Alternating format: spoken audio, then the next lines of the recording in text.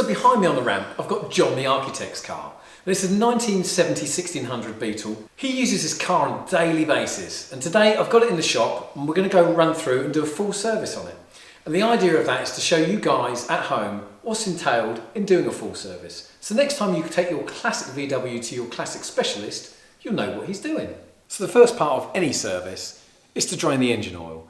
It's the first thing we do and generally the last thing that we put back in after the service. So during the entirety of the whole service, I will leave this draining so we get the maximum amount of dirty oil out.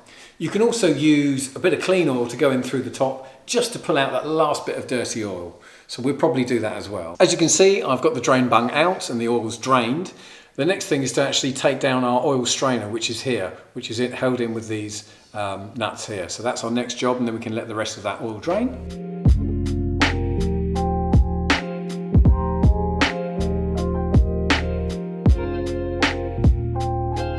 So with the cover removed, I can now remove the actual oil strainer. We've got a gasket here and I can tease it out with a screwdriver. Work my way around. We should take our oil strainer out. We can either clean these oil strainers out or just replace them. And with the special hex tool, I can undo our gearbox drain and drain our gear oil. Now I can leave that draining while I carry on with the rest of the service.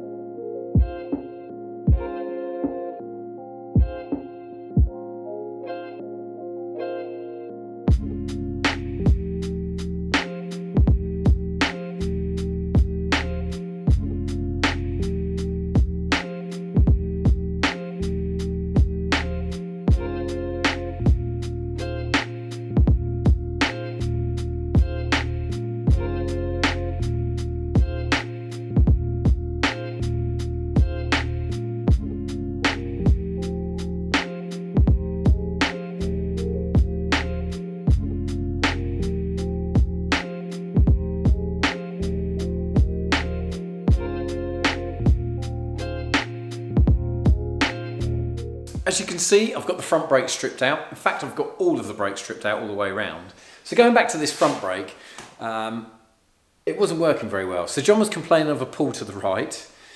We only had one brake shoe this side working because the wheel cylinder is seized, apart from the bottom piston actually works. On the other side, it's worse. The wheel cylinder is seized on both pistons, so that wasn't working at all. So out of the 4 brake shoes on the front, John only had one working. The rear shoes have been doing overtime to obviously compensate for the front brakes not working, and I'll show you what's happened to those. So when I got to this offside rear brake drum and I went to remove it, I couldn't actually get the hub nut undone. So it just goes to show these brakes probably haven't been apart and looked at for some time, hence them not working very well. I actually had to cut that hub nut off in the end. It was so tight that it snapped the knuckle on my breaker bar, and even with our big knocker gun, it still wouldn't come off. So I had to use an ankle grinder. So it should have looked like this, but by the time I finished, it looked like this. So this is our torque tool for undoing hub nuts. Check this out. Obviously we know the hub nut on a Beetle on the rear is really tight. So I've got a ratchet, it goes into this part, it's an 11mm drive. Basically what we're doing is, we're driving, the force we put here is 10 times by the looks of it. And I can see the hub nut is starting to undo as we're walking around the tooth section. Well, I'm quite impressed, that's really cool. I've never used one of these tools before. That works a treat. Well, that's better than breaking your bar. And I can actually undo that with my ratchet now. Yeah. So that's a really cool tool. I think to buy they're around about £130. If you're doing a lot of these, or if you own one that you can take the drums on and off plenty of times, that is really easy. So these are all our brake parts on the bench. Now alarm bells did ring when I took the drum off the front this side. The reason being, there was no brake dust inside. The reason there was no brake dust inside, because that seized wheel cylinder, and obviously the shoes haven't been doing anything for a long time. So they're the front brake shoes. The rear brake shoes, I've been doing all the work, and as you can see, they've overheated and actually cracked on both bits, on both shoes. The same with the other side on the rear. So these shoes are basically overheated and the lining's cracked, so they're no good. The rear drums were full of brake dust, obviously, because they were the only ones that were part working. This side we only had one brake shoe working, so again, one brake shoe was cracked because it's overheated, compensating to try and stop for the whole car. So we're going to replace all the brake shoes and all the wheel cylinders. Also, I noticed that the flexible brake hoses are fairly old too. One was rubbed through on one side, so we're going to change all 4 of those too. So this part of the service, our brake inspection so far, we're about 2 and a bit hours in, I think, just on the brakes. I haven't touched the engine yet, apart from drain the oil. So this brake issue highlights why it's so important to have your car MOT'd. Even though your classic car is exempt from MOT, it's a really good idea to get it tested and checked on a yearly basis. So this side of the rear brakes is complete. We've got a brand new flexi hose up there, a brand new set of brake shoes, and obviously a brand new wheel cylinder. So these are going to work really well now. I've just got to go and do the other side.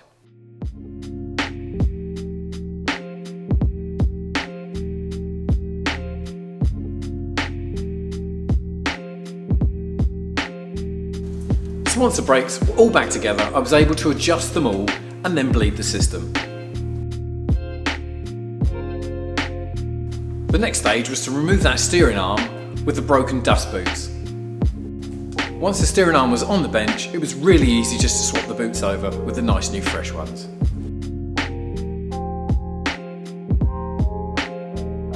The steering arm refitted, that was our steering completed.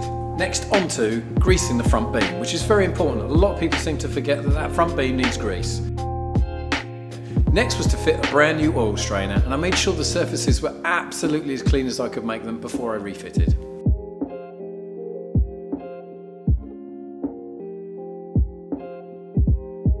So the first thing I need to do is get our valve clearances done. I've removed the spark plug so it's easier for me to turn the engine over. Although the valve clearances weren't too far out, it was definitely worth doing because some were a little bit out of tolerance, but it was also really worthwhile to clean those rocker covers up and fit brand new gaskets as the previous ones were leaking. Also, I'm going to take a look inside our distributor to see if we need a cap and a rotor arm, which I think we probably do. Yeah, we're going to put a new cap on that. You can see that it's quite corroded on the terminals. Rotor arm. While we're here, it makes no sense not to do it. We're going to put a new set of points and condenser on. Obviously I'm going to change the V-belt too, because that's a nice serviceable item to do. It's not too bad, but I think let's start with a fresh one. We're going to get our air filter oil bath off too for a clean out.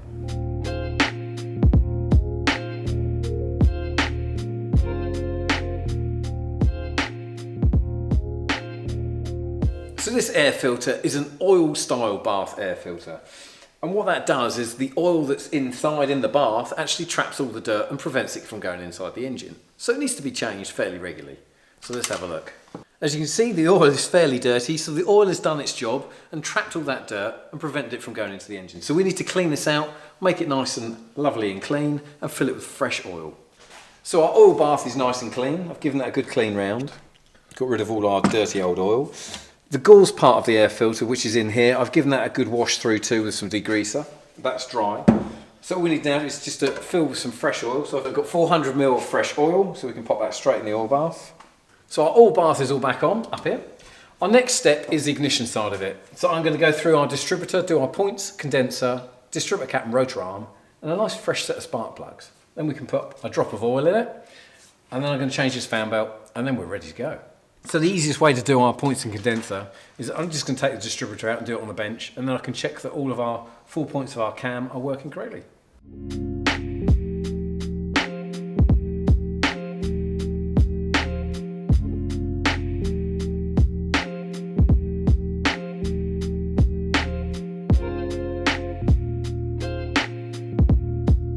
So a new set of points fitted to our distributor. I'm just going to test them and make sure that they work, because I have put points in before and we haven't had any continuity, and then the car won't start. So it's always good to test it on the bench before you put it back in. So we're just going to test continuity between earth and the points themselves, and then I can turn and you can hear the beep on my meter. So I should get 4 beeps. That means that we've got 4 points of contact on our camshaft, on the distributor camshaft, sorry, the cam lobe, and that opens and closes our points.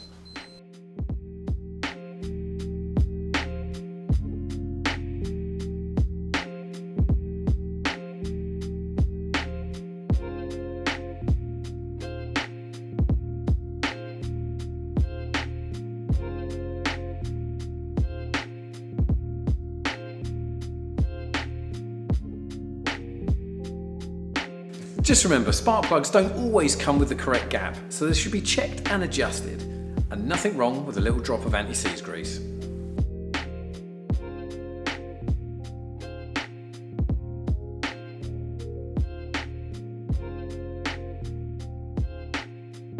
So to summarise this full service and inspection that we've just carried out on this 1970 Beetle, obviously I started by dropping the oil for first service item to do, and then stripped out all the brakes to take a look, and we found that the brakes were absolutely shot.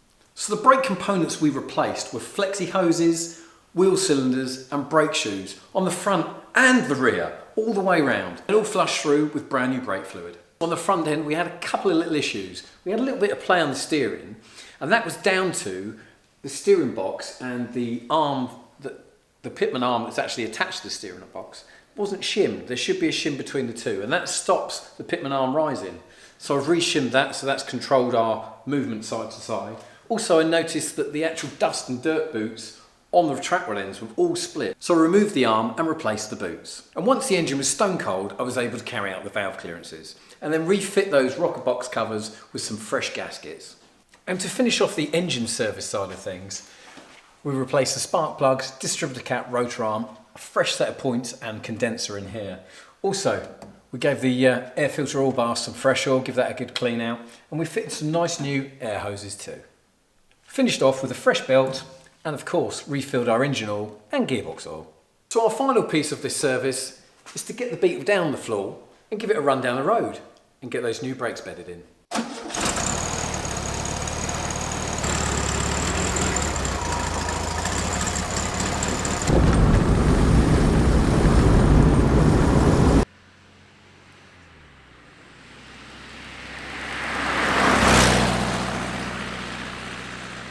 So that was test drive done, all went really well. The brake pedal feels really nice. John's got some brakes now.